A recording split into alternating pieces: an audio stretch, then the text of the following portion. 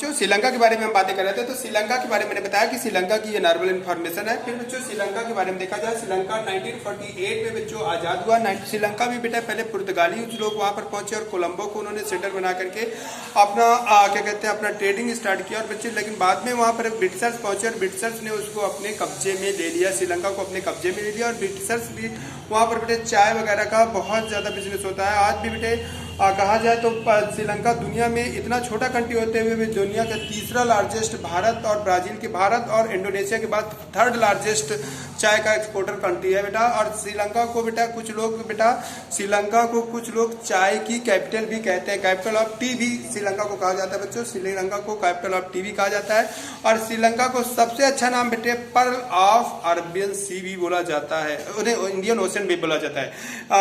Pearl of Indian ocean भी बेटे बोला जाता है श्रीलंका को। श्रीलंका को हिंद महासागर का मोती कहा जाता है, श्रीलंका को हिंद महासागर का मोती पर्ल ऑफ इंडियन ओशन कहा जाता है बच्चों। तो श्रीलंका ब्रिटिशर के थ्रू कैप्चर कर लिया गया। फिर इंडिया के फ्रीडम के साथ श्रीलंका ने भी फ्रीडम लगभग गेन किया 1948 में। 1947 में इंडिया की फ्रीडम गेन किया, 1948 में बेटे श्रीलंका अपने आप को फ्रीडम गेन किया। और श्रीलंका ने जब फ्रीडम गेन किया तो बच्चों वहां पर भी डेमोक्रेसी आई और श्रीलंका में एक नॉर्मल कॉन्स्टिट्यूशन बनाया गया। और नॉर्मल कॉन्स्टिट्यूशन बनाने के बाद वहां पर रूलिंग स्टार्ट की गई। मैं आपको बता दूं बेटा श्रीलंका की जो हम एथनिक कंपोजिशन है वो थोड़ा सा देख लेते हैं कि श्रीलंका में कौन है। तो श्रीलंका में बेटा सबसे ज्यादा बेटा लगभग 80% लोग वहां पर बेटा सिंघालीस हैं, सिंघालीस जो कि बौद्ध रिलीजियस को फॉलो करते हैं। श्रीलंका का जो एथनिक कंपोजिशन है बच्चों लगभग 80% बेटे पॉपुलेशन वहां की क्या है, 80% पॉपुलेशन बेटे वहां पर 80% पॉपुलेशन 74% पॉपुलेशन से 74 या 75% देख लेना बच्चों। 74% पॉपुलेशन वहां पर बच्चों सिंघालीज है जो कि बौद्ध रिलीजियस को फॉलो करती है, और बच्चों यहाँ पर 18% पॉपुलेशन यहाँ पर बच्चों तमिलों की है, जिसमें से 13% तमिल्स बेटे का 13% इंडियन तमिल्स, 13% बच्चों श्रीलंकन तमिल्स और 5% इंडियन तमिल्स हैं। 5% इंडियन तमिल्स से लगभग 18% वहाँ तमिलों की पॉपुलेशन है। और इसके बाद रेस्ट ऑफ जो पॉपुलेशन है बच्चों वहाँ पर क्रिश्चियनिटी भी है, लगभग 7% पॉपुलेशन वहाँ पर क्रिश्चियनिटी और मुस्लिम कम्युनिटी की भी है। मुस्लिम कम्युनिटी तो बेटा तमिलों में ही आ जाते हैं, कुछ हिंदू और कुछ मुस्लिम।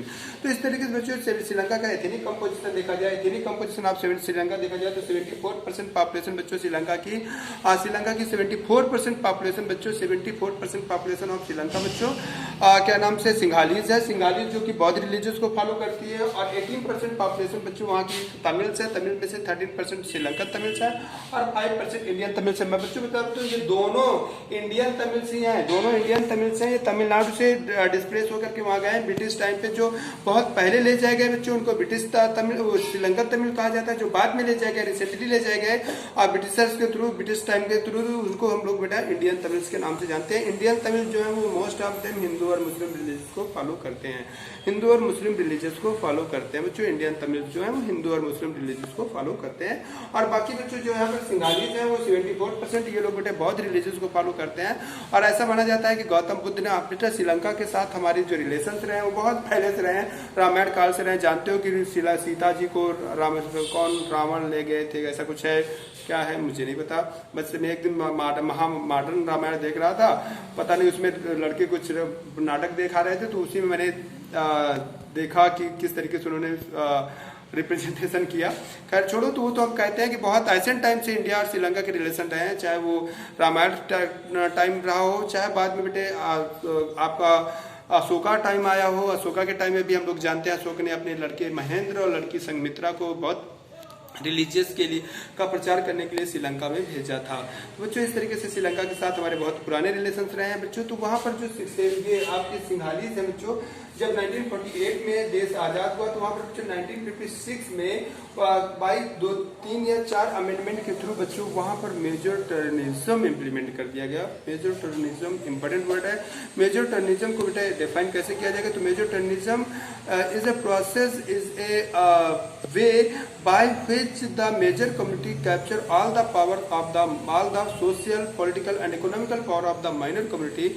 Such situation is considered as a major terrorism. तो श्रीलंका में 1956 में आफ्टर 1948 में श्रीलंका आजाद हुआ, 1956 में बेटे बाय द मेजर टर्निज्म के थ्रू वहां पर बेटे सिंघालीज कम्युनिटी ने सारे पावर्स को कैप्चर कर लिया। बाय द मेजर टर्निज्म में सिंघाली कम्युनिटी ने क्या किया बच्चों, सिंघाली कम्युनिटी ने क्या किया कि सिंघालीज लैंग्वेज को, जो कि सिंघालियों की लैंग्वेज है, उसको उन्होंने बेटे नेशनल लैंग्वेज डिक्लेयर कर दिया और बाकी जो तमिल लैंग्वेज थे उसको उन्होंने डिस्कार्ड कर दिया। सारे यूनिवर्सिटीज, सारे इंपॉर्टेंट इंस्टीट्यूशन में एडमिशन के लिए जो बेटा लीगल किया गया वो सिंघालियों को प्रायोरिटी दी गई और इसके बाद गवर्नमेंट जो नौकरी थी वो बेटा कम्प्लीटली सिक्योर कर दी गई फॉर सिंघालीज के लिए। इसके बाद जो इंस्टीट्यूशनल थे वो मोस्टली क्या कहते हैं बच्चों रिजर्व कर दिए गए बाय सिंघालीज के through. Most of government member जो होने लगे वो सिंघालीज होने लगे। सिंघालियों की लैंग्वेज को बेटा नेशनल लैंग्वेज डिक्लेयर कर दिया गया। तो इस तरीके से सिंघालियों ने बेटा कंप्लीटली तौर पर ओवरलैप कर लिया पावर्स ऑफ द तमिल्स और रिजल्ट क्या हुआ बेटा, तमिल्स अपने आप को बेटे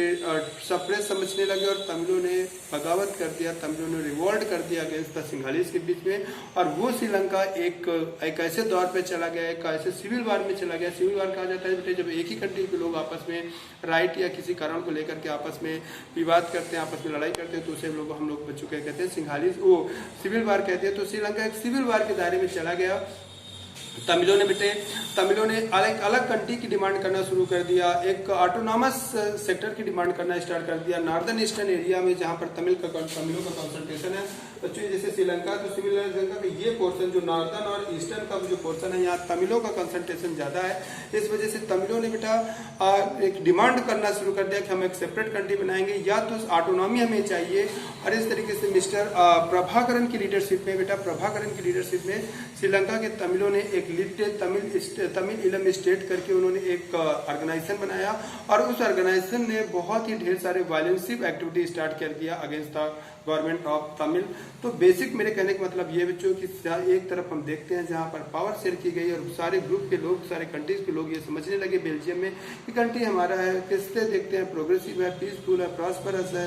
एंड वहीं पर हम देखते हैं जहां पर पावर शेयरिंग नहीं की गई और पावर एक मेजर ग्रुप के थ्रू कैप्चर की गई और उसका रिजल्ट हम देख रहे हैं कि किस तरीके से श्रीलंका बच्चों एक सिविल वार के दायरे में चला गया। तो ये हम श्रीलंका का मॉडल पढ़े और ये बेल्जियम का मॉडल पढ़े बच्चों। मैं शॉर्ट में आप लोगों को पढ़ाया क्योंकि मेरे पास टाइम नहीं है। मैं आज भी मैं इसे रिवाइज करना चाहता था, लड़कों ने स्टूडेंट्स ने मुझसे डिमांड किया कि सर आप इसे रिवाइज करा दीजिए। अब बेटे इसके मॉडल्स जो हैं वो मैं एक दिन में और रिवाइज करा दूंगा, लेकिन आप लोग अच्छे से एग्जाम दीजिए और अच्छा करने की कोशिश करिए, सारे एग्जाम अच्छा करिए, स्पेशली सोशल स्टडी को बहुत अच्छा करिए। ओके बच्चों।